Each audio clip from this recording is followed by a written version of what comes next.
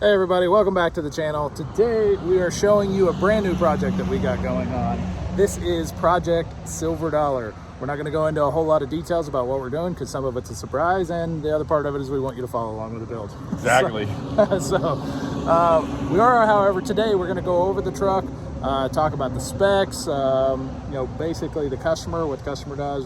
I think we get to do a test drive, right? We're going to test drive, yes. For sure. Love doing test drives. We get to do a test drive today, and more or less, we're just, you know, it's an introduction to a new build, and we're excited about it. Yeah, this truck's super cool. We're building it for David, DimondBack Towing out of North Carolina.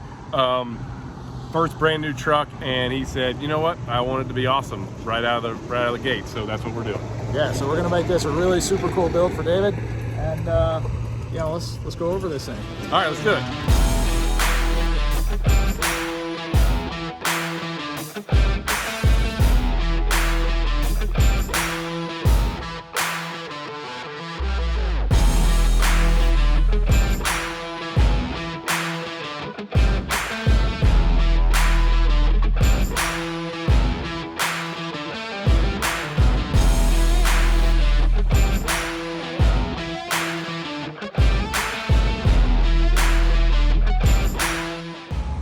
All right, so here it is, 2022 389 44-inch sleeper. And that paint is Quicksilver with a North Sea gray frame. What else you want to chime in with this, Tommy? It's this is one of the big horsepower engines, right? 605? Yeah, 605, 2050 torque. 2050 torque, 18-speed transmission. How much do you love 18-speed transmissions? Oh, I love them a lot. They're a whole lot of fun to drive, especially with all those extra gears that I never get to use because I'm never really pulling loads with an 18-speed. We just drive around. Yeah, well, you know, a lot of people really use these things, especially in this application. You know, I know this is a full locker truck, so this customer here, he's probably, you said he's a towing company, right? It's a towing company, and he's planning on hauling like equipment and stuff with this truck. He's going to use all 18 gears. Yeah, for sure. It's definitely useful for his setup. In our deal where we just get to drive them down the road bobtail, that's we never really get to use all that. Nope. So you guys will notice the frame color, it is North Sea gray. It actually works really well with the Quicksilver. We're doing a lot of stuff to this truck, and like we said, we're not going to tell you guys everything we're doing to it right off the bat, but maybe chime in there. What do you think should be done to the truck? What would you like to see? But customer's got a pretty specific list of things. It's going to be super cool. We're doing a lot of paint work to it as well. It's just going to be an awesome truck. I kind of want to get off that subject though and just talk more about what this truck is spec wise. Yeah. So I mean, as far as spec wise, it's a 265 wheelbase. You know, again, 18-speed, platinum interior, 44-inch flat top. 605, 2050 torque, 336 rears. 336 rears, that's correct. The frame on these trucks, that when we've been doing them, all of them, they're spec'd with the zinc coating. The zinc coating helps, you know, hold up against corrosion and stuff, and like all the bad weather and whatnot. So we did that on all of these trucks. You'll notice there's no lights in the back of the sleeper. There's also no lights on the cab. So this way we can kind of do it custom for however the customer wants, and something different that, you know, you wouldn't be able to get from the factory at Peterbilt. It has disc brakes all the way around. I don't know if I said that yet or not. And one thing you guys will notice, I'm gonna bring this up real quick, the fuel tanks. So kind of see how far out the fuel tank is here and then the gap there. I mean, that's where they're gonna put it from the factory for the exhaust and everything else. We are putting a Dynaflex exhaust kit on here, so this big box will move forward, and then once we do that, we'll take this fuel tank and we're gonna scoot it forward and make the gaps nice and tight, which will basically put that tank right at the end of the sleeper. And that's kind of a big deal because on this side you'll see where the def tank is and everything else, and the gap for exhaust is huge, and it's kind of unsightly. I don't like it at all. Once we move all this, and then you've got the bigger exhaust going inside there, everything gets filled in real nice and makes the truck look a lot more proportionate, which is a big thing for anybody that's building a nice truck, right? Oh yeah. Yeah, you definitely want to fill that gap in. It's something we always try to do on all of our trucks. don't really ever talk about it, but that is something we do a lot. Yeah, I mean, you want all that stuff over there nice and tight. And you'll see up here, again, no visor, no clearance lights, and we'll be doing our own thing there. It'll be unique and different than what you could get from the factory, which will be cool. I don't know, you want to open up the hood and like check out the motor? Yeah, I mean, we could do that. Okay. I'm really excited about driving it. You just want to drive it? I just want to drive it. I'll get this side. There we go.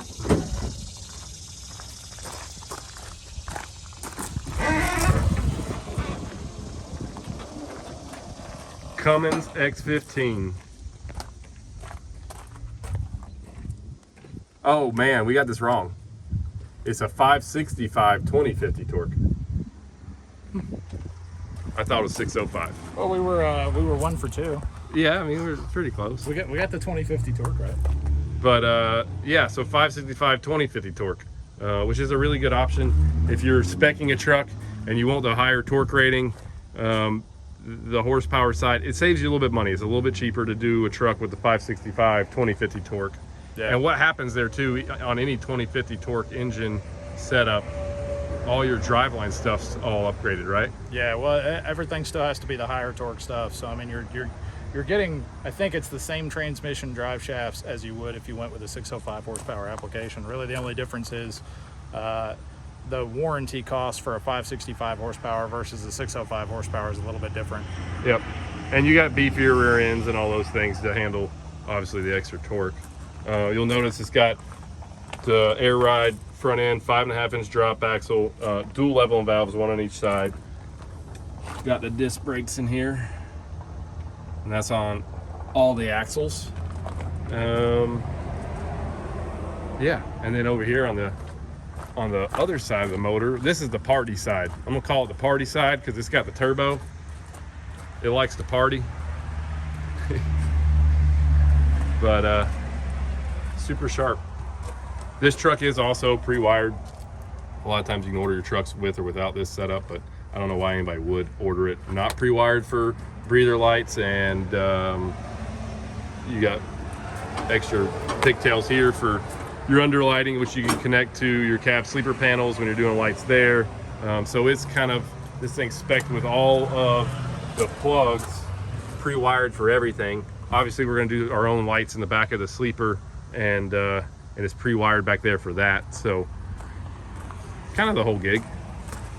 You want to close the hood and go for a ride? I'd love to go for a ride. That's my favorite part.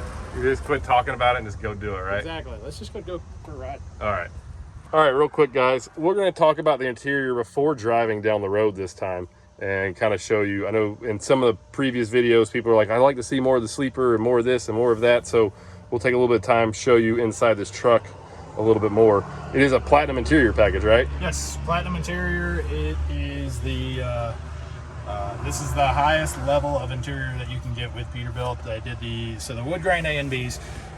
We say this a lot, and I feel like we should go ahead and point this out. These are what they call the wood grain A and B panels, and so you can get it to where either these panels are black, and that's an option in platinum interior, right? The standard when you put it on the spec is the black, and then you have to specifically choose the wood grain for the A and B panels with platinum interior. So that is a mistake that like sometimes is made. Sometimes people will get the black because the black is supposed to be easier to paint, or if they decide they're going to do like an aftermarket panel, the black panels do save you a little bit, as far as a little bit of time goes.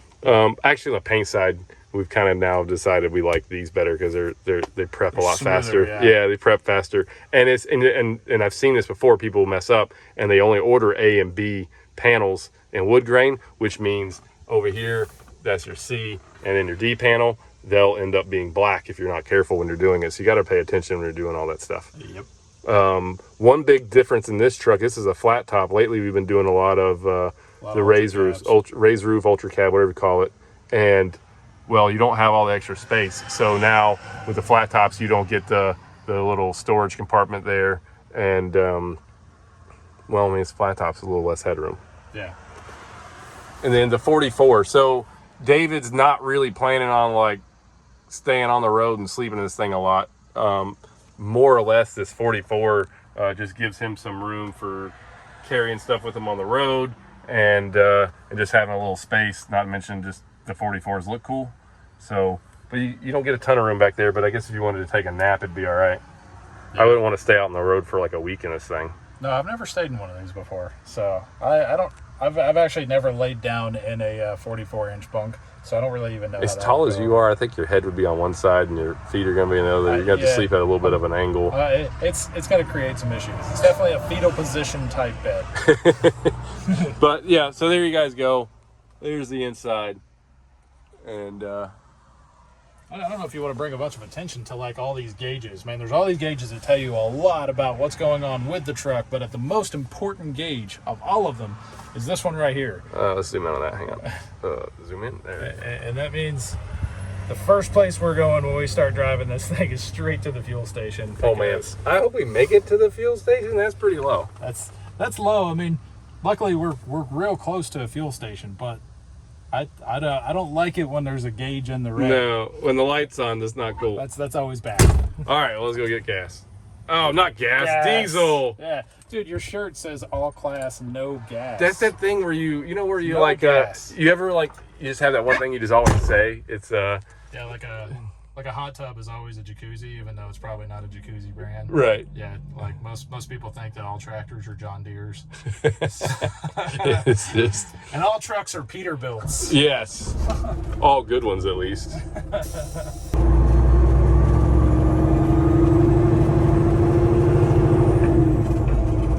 Everything we've been driving around lately has been pretty long. Yeah, this is not the longest thing we've drove lately. I did notice on that turn radius coming out, we was able to accomplish the turn a little quicker. Yep. Made it kind of nice. So truck rides out good. One thing, driving this too, this is a shorter wheelbase truck than most of the stuff you see on the channel. Primarily, like this truck's purpose is going to be, picking up a lot of equipment stuff and drops off, in the towing side of things and delivery stuff. You definitely don't want a long truck. It kind of like requires a little more work, I guess, to get around. And even though it's a 265 wheelbase for a 44, that's a little stretched out. I mean, because most of the time our stock spec at like the dealership, if you were a 44, I think we order them at like a 250 wheelbase? Yeah. Typically the 44-inch sleepers, yeah, they come as like a 245 or a 250-inch wheelbase. Yeah. And once we move those tanks forward and stuff, the truck will look longer too. So you kind of start creating a little more real estate between the sleeper and the axle. What's that behind us there, Brian? What is behind us? Oh man, it's a Peterbilt. Let's zoom in on that.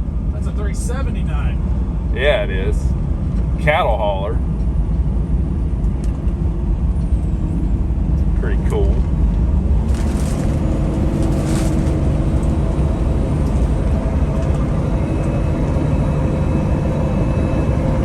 So tell me, can you tell any difference between a 265 horse and a 605 horse driving this right now?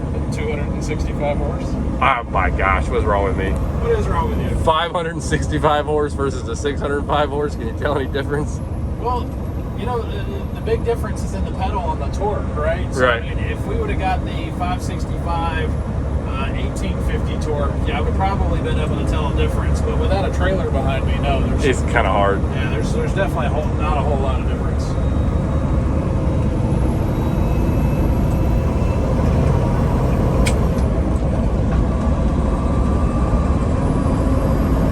All these trucks get up. I mean, they get after it good. Yeah, they really do. Trying to create some space for the cattle hauler back there. Yeah, we don't really want to get rear-ended by that guy, right? Well, no, not really. It's just, I hate for him to have to slow down. Those guys are usually hauling a little heavier than most. We're going to put some distance between us and him so he don't have to slow down a bunch. Coming in a little hot. There he goes. You know what we're going to have to do to this truck, Tommy? Wait for the Mustang to move? Well, other than that, there's diesel on the other side, too. There's diesel on both sides on this pump. Oh, there's? Yeah. Just got in between? Yeah. We got to put horns in this, though. Yes. You know. Some big train horns. It's going to need those. All right, we're going to get fuel real quick, and then we'll go drive this thing around a little bit more. So far, everything's been doing like what it's supposed to do. Yeah, it's been pretty good. I don't think there's anything to really check out before we start working on it. Don't put too much fuel in there because we got to take the tanks off anyway. I don't want to like suck out 40 gallons of fuel if I don't have to. Well, we can always put it back in. And I'd hate to make your job too easy. Oh, come on. So let's just go with like 10 gallons. 10 gallons, I think, is good. A good number. That'll get us back, and I don't have to take too much fuel out of this thing. All right. I also want to bring something up. We were just talking about this. Fuel pumps with the little screens, and they like tell you the news and whatever other stupid stuff. Do you guys like those or dislike them? I'm just gonna go ahead and say that I dislike them. I'd rather just get fuel and be left alone. And to me, I think they're kind of annoying, but I want to know what everybody else thinks. I mean, what is y'all's take on the whole like screen that tells you the news and shows you videos of stuff that like you probably could care less about? Yeah, I mean, honestly, I've been to some where there's some like helpful, like life hacks and stuff like that, and those are always pretty neat. Sitting there watching it, and sometimes they're entertaining, but most of the time, you're being sold something. I just rather just get fuel and not listen to it. But anyway, yeah. So what do you guys think? Do you like the screens that talk to you or not? I'm kind of old school. I just won't like. Can we get the old pumps back with a little rolling dial? You know, from like the early '90s. That'd be all right with me. All right. We're ready to go now? Yep. Sweet. Fuel lights off. That's good.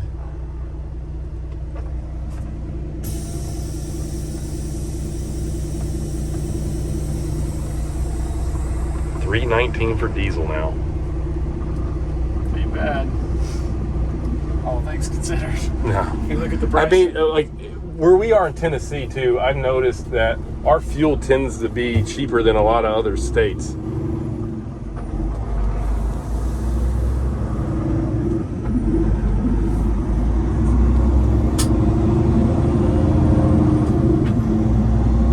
Hey, you know, the last video we were doing some Jake brake stuff, and that was on a grass burner setup. It's true. I wonder, we should probably do one coming back down this hill and listen to it with an active, you know, vertical exhaust. See what the difference is. Yeah, because we just did that other one a couple days ago.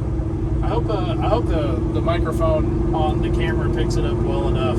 I'm going to go ahead and say that there's probably a pretty decent difference in sound.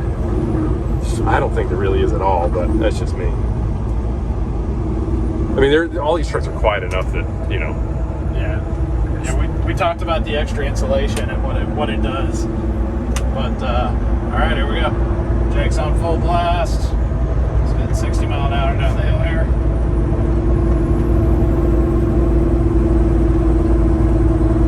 I think the grass burner is louder. I don't think so. I think it's about the same. All things considered. If this one's loud, yeah. I don't know. I think the grass burner is a tad bit louder. Anybody need a swimming pool? That's a wide load right there, man. Got a swimming pool. Extra room. I don't think this truck needs a swimming pool on the side of it, does it? No, it wouldn't really look that good. So, you guys, obviously it's a full gauge package deal. Oh, look, another cool truck. Nice end dump on there, too. Yeah. A little sleeper truck, too, wouldn't it? Yeah. So, you know, this is like the full gauge package. Obviously, you got your lockers. Don't push that while you're driving. That'll be real bad. Yeah. You know what I was just thinking as that Peterbilt drove by, though? What? Is, you know, there's an established wave for Jeeps. There's an established wave for motorcycles.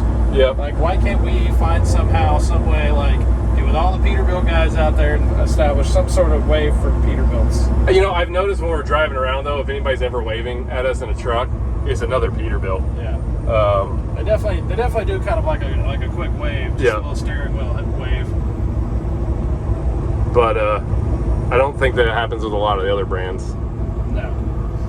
No, definitely Peterbilt carries a lot of brand loyalty. There's a lot of pride in driving a Peterbilt, man. Yeah, I mean, especially the 389 with the big hood on it. Especially 389s, yeah. Hey, there's occasionally we'll go by like a 579 or a 567, and those guys tend to wave, but not as often. But it's almost every single time we meet up with another 389. Guys, they do. Guys definitely wave them. Oh yeah. 389, 379, any of the legacy cabs. Yeah. But anyway, guys, just dash deal. This is one of the last remaining old dash trucks in the country. Makes this thing kind of special in the last few that we're doing. And we're getting a new dash in soon, and we've answered a lot of questions about that too. The new dashes are coming in the 389s. We haven't received one yet, but as of right now, it's on this panel here. Yeah. We haven't received one yet, but as soon as we do, we're really putting a video on it. You cannot order a truck though and get this dash set up any longer. The dash itself stays relatively almost identical. It's just these panels are changed out a little bit. The switches are a little different, and that's, I mean, it's not massively different, but it is different. But you can't get it anymore, so you know you're only getting the new dash. All right, guys, that is it for the video. Remember, tell us down in the comments, like, what do you want to see done to this thing? Although we do have a the list is already list. It's already being done. It's kind of already set. We do have, there's a truck right over here. I don't know if you would have, can you pan over that direction real quick? There's a truck right over there that we're gonna get some crowd participation on, and you know, we're gonna be doing some stuff to a couple of trucks over there. Those are actual stock units that we're gonna build to be sold eventually. Whatever we get through all these customer trucks. Yeah, we're absolutely just covered up, and we're working a bunch of hours every week just to even keep our head afloat, really. The shop's just slammed, but it's nuts. There is everything you kind of want to know about the truck. If there's anything y'all want to know about the specs or anything on it, you know, put it down here. We'll respond as much as possible. Absolutely. And, this is going to be a super cool build. I'm excited for it. When this thing is done, it is going to be a cool truck. This is going to be one of the ones that we're pretty proud of. Here in what do you think it's going to take? The next couple of weeks? Couple weeks. Yeah. There's quite a bit of paint work going on, so couple of weeks. Yeah. At least. But so, anyway, we're gonna get it knocked out. We'll get it knocked out. Well, anyway, you guys know what to do. First, you got to like, you got to subscribe, you got to find us on Instagram at SemiCasualShow. You got to go to our website and check out all that cool merchandise that we have. SemiCasualShow.com. And then there's a merchandise tab. You guys can get really neat hats and shirts. Yeah, see, shirts. Here, hold this. There's all kinds of stuff. The back of the shirt. It's all class, no gas. Don't put gas in your truck. Definitely don't put gas in the truck. That is a big no-no. We established that in the truck, or at the gas station. Yeah. He was like, yeah, we're going to get some gas. He's like, no, we're not getting gas. We're getting fuel. We're getting diesel fuel. So, anyway, hope you guys enjoyed the video. We should just always call it fuel. Fuel. Anyway. It's fuel. Yeah, hope you guys enjoyed the video. You already know what to do. We already told you all that stuff. So I guess we'll see you guys next time. Later.